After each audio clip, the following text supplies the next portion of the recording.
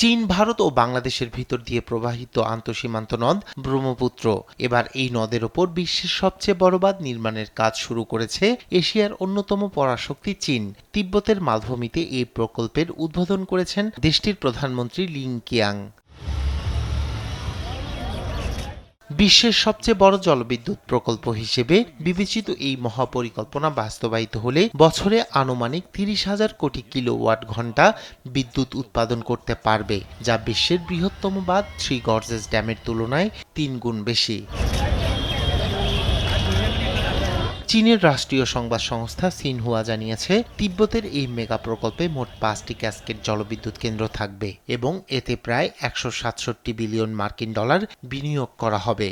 প্রকল্প থেকে উৎপাদিত বিদ্যুৎ মূলত দেশটির অন্যান্য অংশে সরবরাহ করা হলেও তিব্বতের স্থানীয় চাহিদাও এর মাধ্যমে পূরণ করা হবে বলেও জানানো হয়।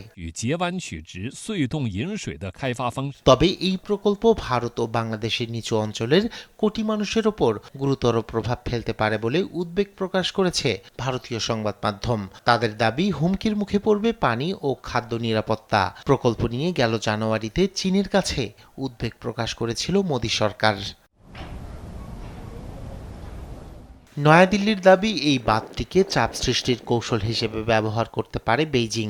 তাছাড়া এর মাধ্যমে চীন ইচ্ছাকৃতভাবে বন্যা বা খরার সৃষ্টি করতে পারে বলে জানানো হয়। তবে প্রকল্পটি নিয়ে বৈজ্ঞানিকভাবে সুপরিকল্পিত মূল্যায়ন করা হয়েছে এবং এটি ভাটির দেশগুলোর পরিবেশ, ভূপ্রকৃতি কিংবা পানির অধিকার ক্ষতিগ্রস্ত করবে না বলে আশাবাদ ব্যক্ত করে শি প্রশাসন। উল্টো প্রকল্পটি দুর্যোগ মোকাবিলা এবং জলবায়ু পরিবর্তনের সঙ্গে খাপ খাওয়ানোর জন্য সহায়ক হবে বলেই দাবি করেছে চীনের পররাষ্ট্র মন্ত্রণালয়।